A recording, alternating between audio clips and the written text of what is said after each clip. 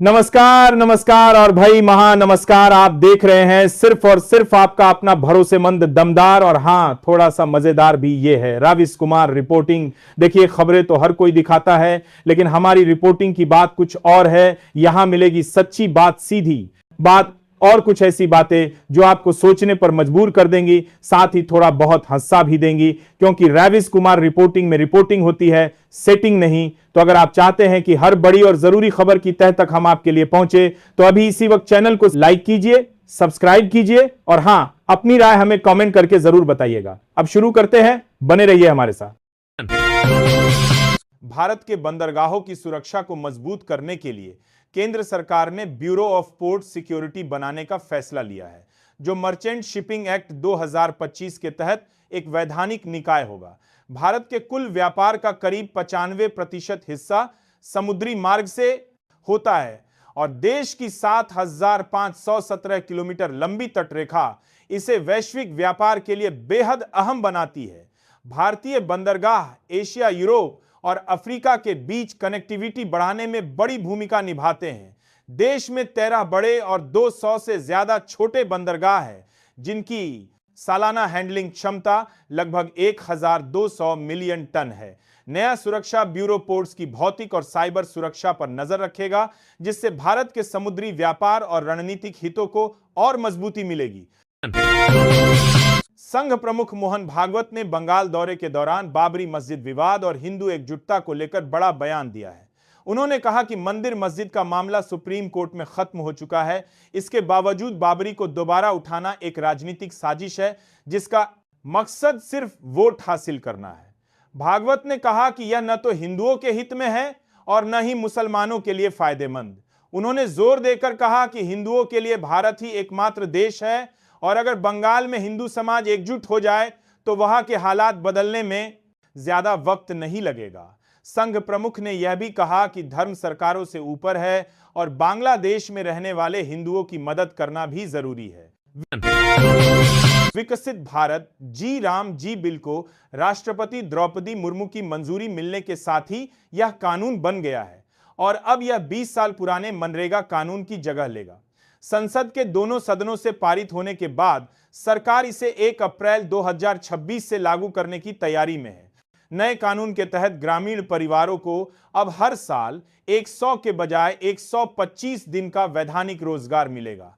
भुगतान साप्ताहिक या अधिकतम 15 दिनों में करना अनिवार्य होगा। देरी पर मुआवजे का भी प्रावधान है। केंद्र सरकार का कहना है कि यह कानून विकसित भारत 2047 के विजन के अनुरूप ग्रामीण आय सुरक्षा, टिकाऊ परिसंपत्तियों के निर्माण और रोजगार के अवसर बढ़ाने में मदद करेगा। हालांकि विपक्ष ने इसे लेकर संसद में विरोध भी जताया। महाराष्ट्र निकाय चुनावों में भाजपा और महायुति की बड़ी जीत के बाद मुख्यमंत्री देवेंद्र फडणवीस ने इसे आने वाले चुनावों का ट्रेलर बताया और कहा कि भाजपा एक बार फिर राज्य की नंबर 1 पार्टी बनकर उभरी है। उन्होंने विजयी उम्मीदवारों और कार्यकर्ताओं को बधाई देते हुए कहा कि 2014 के बाद से भाजपा ने शहरी और ग्रामीण स्तर पर लगातार चुनाव जीते हैं।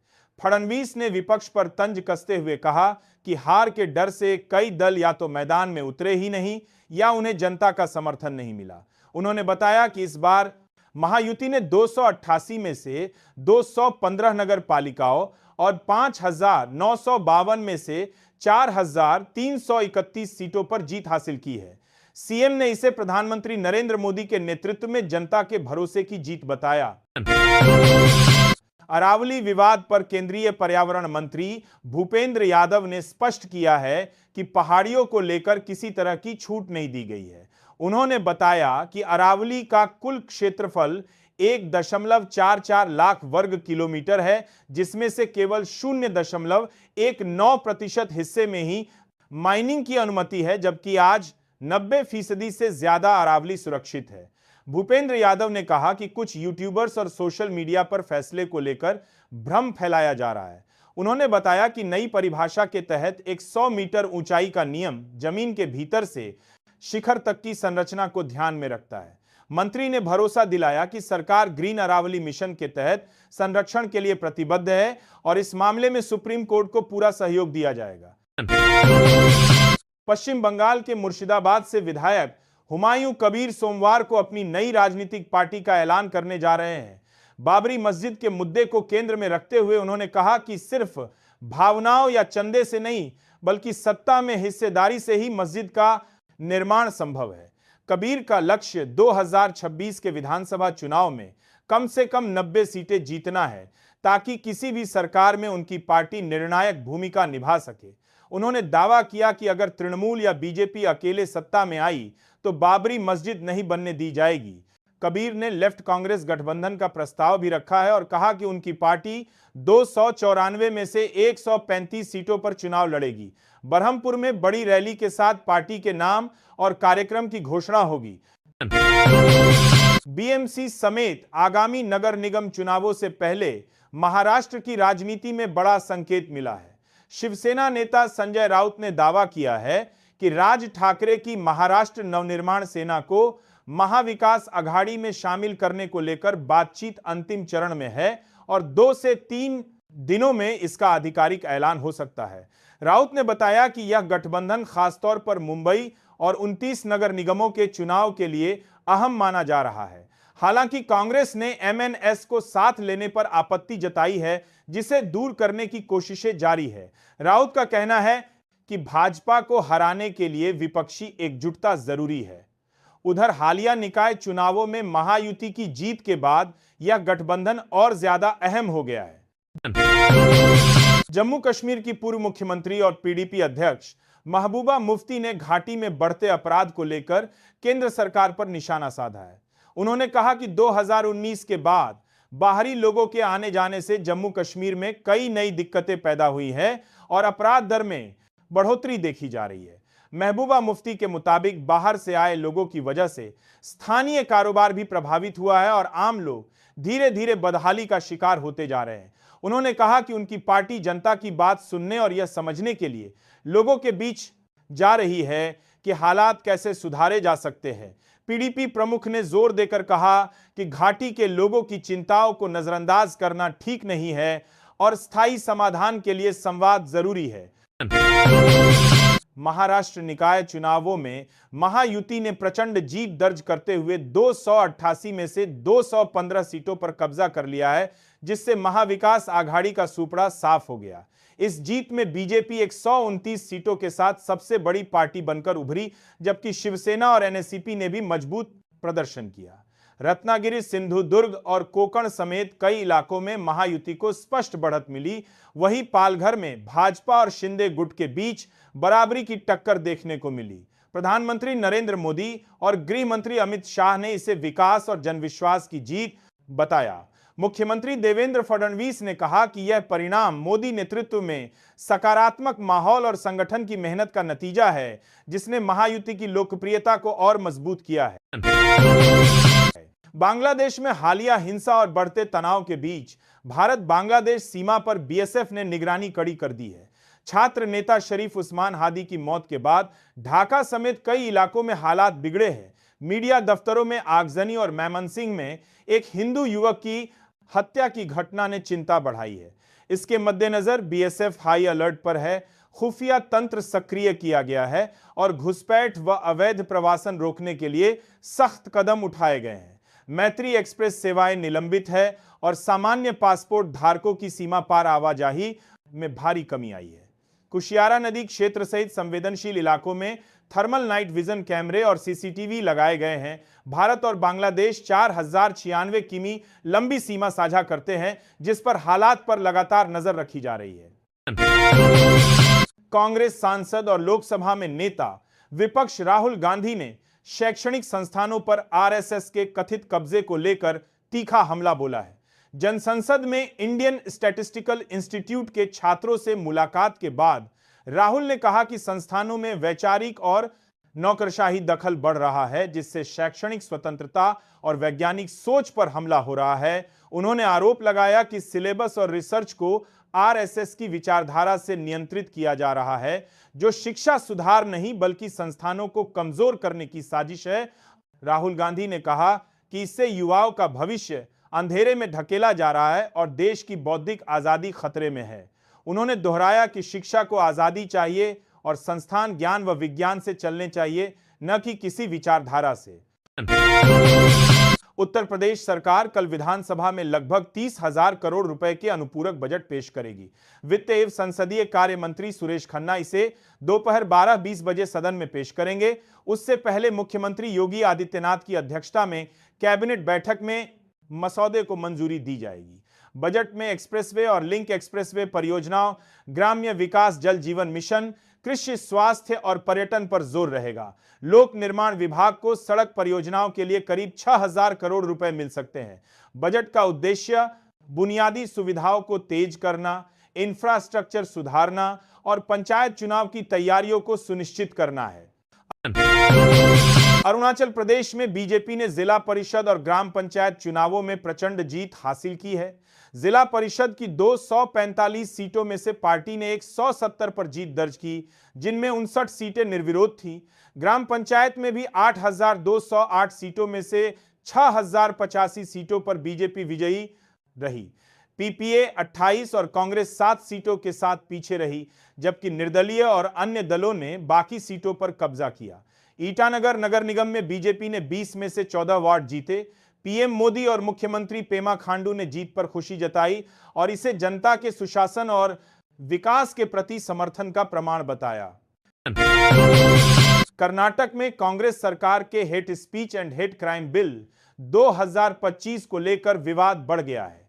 केंद्रीय मंत्री शोभा करंदलाजे और हिंदू जन जागृति समिति ने राज्यपाल से बिल को मंजूरी न देने का अनुरोध किया है। उनका कहना है कि बिल अस्पष्ट, व्यापक और असंवैधानिक है और यह बोलने और धार्मिक स्वतंत्रता पर गंभीर खतरा डाल सकता है। समिति का कहना है कि बिल आरोपी पर सबूत का बोझ डालता है और वैदिक ग्रंथों, धार्मिक प्रवचन या बहस को भी अपराध मान सकता है। इसके अलावा कार्यकारी मजिस्ट्रेट और पुलिस को अत्यधिक शक्तियां मिल सकती है, जिससे उत्पीड़न और असहमति का दमन संभव है। केंद्रीय मंत्री और संगठन ने बिल पर न्यायिक निगरानी और स्पष्ट परिभाषाओं के लिए पुनर्विचार की सिफारिश की है। अगर आपको हमारी न्यूज पसंद आए तो चैनल को सब्सक्राइब करें, वीडियो को लाइक और कमेंट करना न भूलें। आरएसएस प्रमुख मोहन भागवत ने पश्चिम बंगाल के कोलकाता में कहा कि लिव इन रिलेशनशिप में लोग जिम्मेदारी से बचते हैं, इसलिए शादी नहीं करते।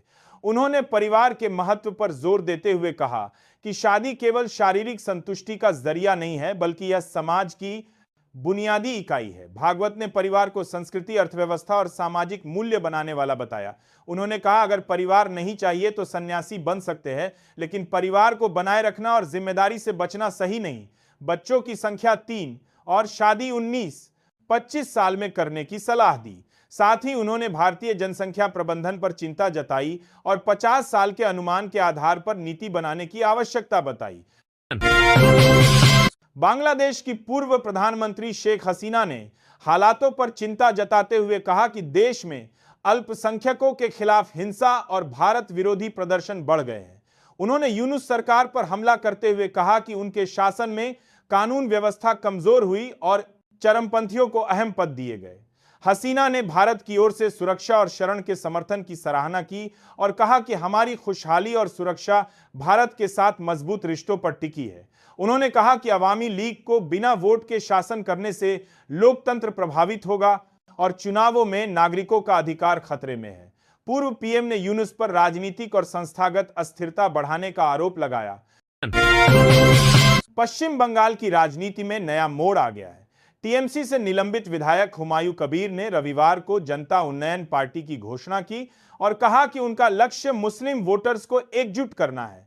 उन्होंने सभी 294 सीटों पर चुनाव लड़ने और कम से कम 90 सीटों पर जीत हासिल करने का लक्ष्य रखा है, ताकि नई सरकार में उनकी पार्टी अहम भूमिका निभा सके। हुमायूं ने बाबरी मस्जिद निर्माण के अपने पुराने एजेंडे को भी याद दिलाया। राज्य में पहले से मौजूद 2 पीरजादा कांग्रेस के खोबायब अमीन और टीएमसी के कासिम सिद्दीकी के साथ हुमायूं तीसरा खेमा बनाने की तैयारी में है। बंगाल में विधानसभा चुनावों से पहले मुस्लिम वोट बैंक और ध्रुवीकरण की राजनीति तेज हो गई है। अगर आपको हमारी न्यूज पसंद आए तो चैनल को सब्सक्राइब करें, वीडियो को लाइक और कमेंट करना न भूलें। कांग्रेस संसदीय दल की अध्यक्ष सोनिया गांधी ने मोदी सरकार पर मनरेगा को कमजोर करने का आरोप लगाया है। उन्होंने कहा कि महात्मा गांधी राष्ट्रीय ग्रामीण रोजगार गारंटी अधिनियम दुनिया की सबसे बड़ी सामाजिक सुरक्षा योजना थी, जिसे जी राम जी कानून के माध्यम से कमजोर किया जा रहा है। कानूनी गारंटी हटाई गई, राज्यों पर वित्तीय बोझ बढ़ाया गया और ग्रामीण रोजगार एवं गरीब परिवारों की सुरक्षा खतरे में डाली गई। सोनिया गांधी ने बताया कि मनरेगा ने गरीबों को काम का अधिकार दिया और उन्हें सशक्त बनाया, जबकि नए नियमों से योजना का विकेंद्रीकृत स्वरूप समाप्त हो गया और केंद्रित नियंत्रण बढ़ा। उनका कहना है कि इसका असर ग्रामीण भारत के करोड़ों लोगों पर विनाशकारी होगा। यूपी विधानसभा के शीतकालीन सत्र में कफ सिरप मामले को लेकर हंगामा मच गया। विपक्षी सपा विधायकों ने सरकार से सवाल किए और नारेबाजी की, जिस पर सीएम योगी आदित्यनाथ ने पलटवार किया। योगी ने कहा कि अब तक 78 अभियुक्त गिरफ्तार और 136 फर्मों पर छापेमारी हुई है। उन्होंने आरोप लगाया कि कफ सिरप माफियाओं के तार सपा से जुड़े हैं और समय आने पर बुलडोजर भी चलेगा। योगी के बयान के बाद सपा विधायकों ने सदन से वॉकआउट किया। सपा विधायक अतुल प्रधान ने कहा कि जांच में देरी हुई और बड़े लोग अभी भी सुरक्षित है। इस मामले में सरकार कार्रवाई कर रही है, किसी को बख्शा नहीं जाएगा। सुप्रीम कोर्ट ने अजमेर स्थित ख्वाजा मोइनुद्दीन चिश्ती की दरगाह पर प्रधानमंत्री कार्यालय की ओर से चढ़ाई जाने वाली चादर पर दायर जनहित याचिका पर तुरंत सुनवाई करने से इनकार कर दिया है। यह याचिका विश्व वैदिक सनातन संघ के प्रमुख जितेंद्र सिंह और विष्णु गुप्ता ने दायर की थी। याचिका में दरगाह पर पीएमओ की चादर पर रोक लगाने की मांग की गई थी। सुनवाई 26 या 29 दिसंबर को होगी। केंद्रीय अल्पसंख्यक मामलों के मंत्री किरेन रिजिजू प्रधानमंत्री नरेंद्र मोदी की ओर से दरगाह पर चादर चढ़ाएंगे। रिजिजू ने स्पष्ट किया कि यह धार्मिक परंपरा है और राजनीति से इसका कोई लेना देना नहीं। उर्स की रस्में 17 दिसंबर से शुरू हुई और 30 दिसंबर तक चलेंगी। अगर आप चाहो तो मैं इसमें चैनल को सब्सक्राइब, लाइक और कमेंट करने की अपील भी जोड़ दूं, ताकि हर वीडियो के अंत में ऑडियंस इसे सुनकर आपके चैनल से जुड़ जाए।